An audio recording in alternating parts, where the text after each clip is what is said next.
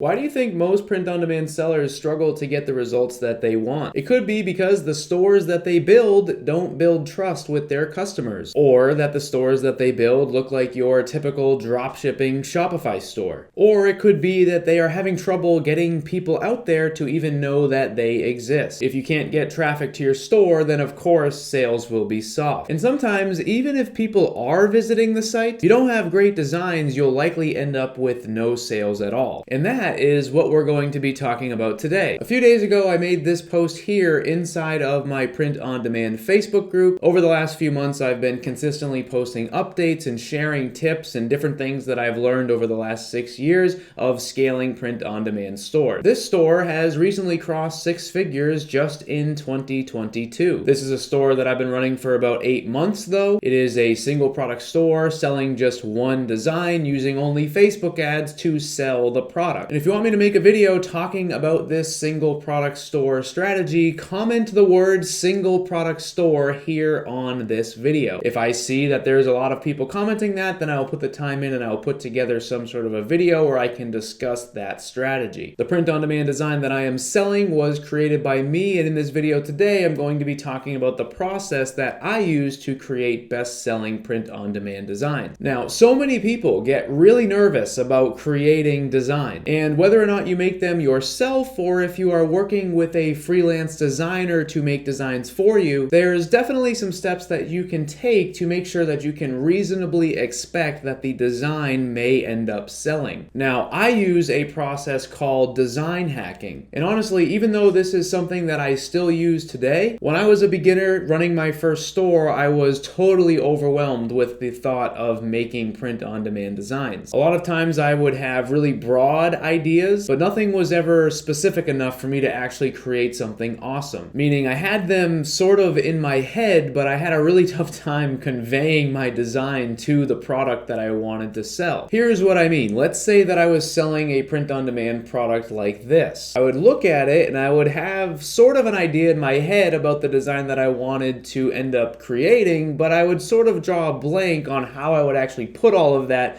on the product. Basically, I was having trouble figuring out where I would place specific design elements on the product, how they would be positioned, what the background would look like, and just overall what the finished product was actually going to be. And design hacking was my answer for that. With this process, I was able to cut the time in half that it took me to actually create a design. And honestly, it took a lot of the pain out of it too. And by the end of this video today, you're going to have a more solid idea about how you can actually implement this strategy into your own design creation process. And at the end, I'll even show you a place that you can use for essentially a one-stop shop for all of your graphic design needs, including fonts, vectors, even other files as well. And if you're new to my channel, hey Joe, it's Folks here. I make videos here on YouTube to help you start, grow, and scale your print-on-demand store. I even have a free course that will show you step-by-step how to build your Shopify store and how to get started with Facebook and Instagram ads. If you want to check that out, use the link down in the description. And if you get value out of today's content, make sure to subscribe so you don't miss any of my uploads. And if you want to help someone else out there who might be trying to find content like this, you can tap that like button down below. That will help YouTube to show this video to a wider audience. So thanks for doing that. The first part of design hacking doesn't actually have anything to do with your design at all. First, you got to make sure that you're selling in a niche that is actually passionate enough to buy print-on-demand products online. Someone is scrolling through social media and they come across your print-on-demand product. Why would they be interested in buying it from you? That's the question you have to ask yourself to help you to understand why your niche is so important. When I say why would they be interested in it, I don't mean why would they think it's cool or what would cause them to click the like button on Facebook, for example. What I'm saying is why would they want to purchase it? Why would they actually give you money? What would actually be in your product that would help them to become interested enough to actually want to purchase it? And the answer to that question is your niche. Your niche is what is going to get somebody interested in what you are selling. This is what stops them from continuing to scroll and begin paying attention to the product that you are trying to sell to them. If you are new to this concept of a niche, let me explain. Your niche is a specific hobby or passion or a job that that someone has, it's basically something that defines who a person is. A niche can also be defined as a specialized subset of the population. Most times they are people that feel proud of something, and that something is your niche. And when you choose good niches, you are more likely to get people interested in what you are selling. And honestly, I could talk about niches all day long. If you watch some of my other videos, I do talk about it a lot. So if you need help with a niche, go check out some of my other videos. For design hacking, now that you have a niche, you first have to figure out what sort of elements do you want to include in your design. Usually what I do is I start by thinking about what things make sense for my niche. Basically, what things would I want to include in the design to make sure that when people see it, they know that it is a niche design for them. Let's look at this design here. This was actually submitted inside of my print on demand Facebook group. Every single Thursday, I make this post here where I ask people to share some of the designs that they are working on. If you want to have a shot at getting a design that you've made featured in one of my videos, you can join the POD Ninjas Facebook group and look out for this post that I make every single Thursday, and you might get your design featured here. So back to this design. This is actually on a product that I've sold a lot of. I recently made this video here where I went into depth on this product, gave you some tips about selling it, and even talked about the suppliers that you can get it from. So check that out too if you're interested in selling that product. In terms of elements on the design, they have an eagle, they even have some boots, a helmet, a rifle, and a USA flag with the red, white, and blue colors. There's also some quotes on here that relate to the niche. Basically, they have shapes, images, colors, and quotes on their design. Those are the 4 elements that make up print-on-demand designs. And for me, before you even begin thinking about a design, you need to figure out all of those elements first. Once you have all of that, you can begin the process of design hacking. Now, what I typically like to do is go out and begin looking at other print-on-demand stores. And the goal is to look for designs inside of your niche on the products that you are looking to sell. And what you want to do is find one out there that already exists that sort of resembles the design idea that you have in your head. And what we want to do is take that design that you found and hack it. In simple terms, it means that we want to use the existing framework of that design to make our own. What I'm referring to when I say framework is the way that things are arranged, the styles of the text, and ultimately just the overall design concept. I'm not talking about copying the design. I'm not talking about taking the design and making a few simple tweaks. What I'm talking about is looking at the design as a starting point for us to make our own version of it. Let's revisit our car seat example here. How could we make something similar but different? How could we make something with a similar layout of all of the elements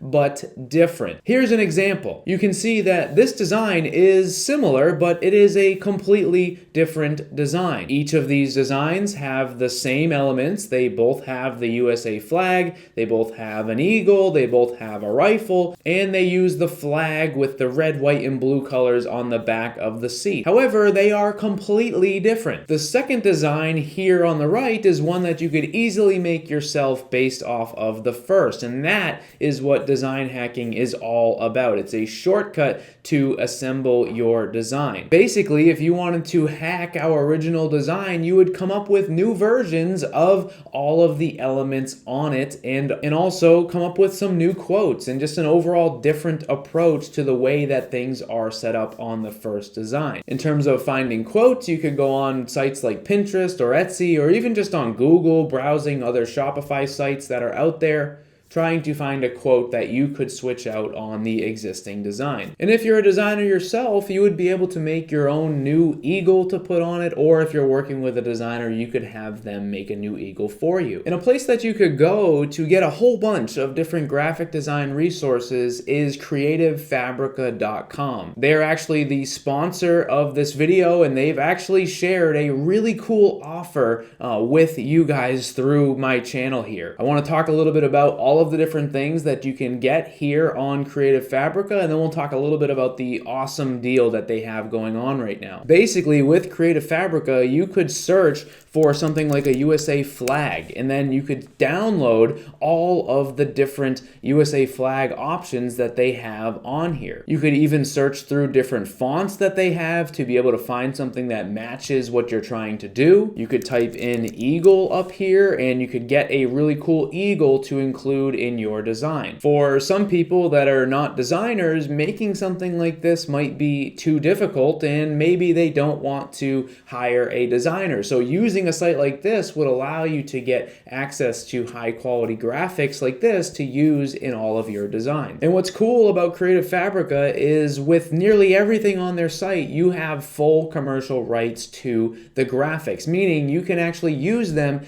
in designs that you are selling on your own store. Of course, when purchasing any graphics anywhere, you want to make sure that you are reading the fine print to make sure that you can actually repurpose these graphics and actually sell them in your own store. Now, if you wanted to buy something like this, you could go right on creativefabrica.com right here, and you could add this graphic file to your cart. It would cost you $3. However, like I said, Creative Fabrica has a really cool offer for my audience. Now, I put a link to this page in the pinned comment of this post, and basically what you can get is essentially a $1 free trial, not really a free trial because it's $1, but a $1 trial of Creative Fabrica. And this is going to get you unlimited access to almost 500,000 design elements and fonts. Once you have an account with Creative Fabrica, you will be able to download these items. Like I said, put the link to this page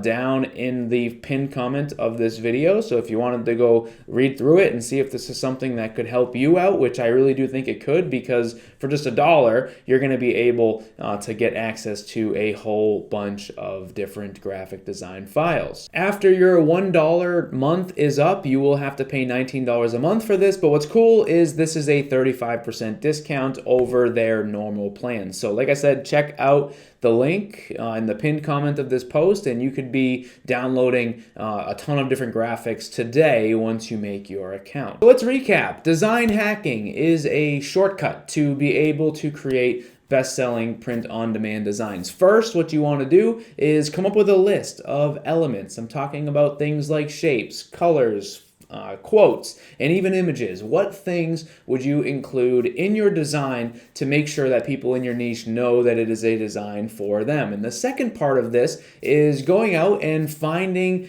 other designs that are already being sold in your niche, and then looking back at your list of elements and swapping them out for elements that you're finding on existing designs. Essentially, we're using this process to assist us with how we are going to arrange all of our elements on our chosen product, because sometimes that is the thing that holds a lot of people back. I know for me, when I was new creating my first designs, I would look at print-on-demand products, and I really wouldn't know where to start. And design hacking allowed me to use other concepts that were already existing in terms of the layouts and making my own versions of them. So let me know what you guys think of the strategy down in the comments below. And as always, if you got value out of this video, drop a like. That helps me to know that you like this type of content. These videos do take a little bit of time to put together. So if you did enjoy it, drop a like and let me know that you did enjoy it. And I will see you guys in the next video.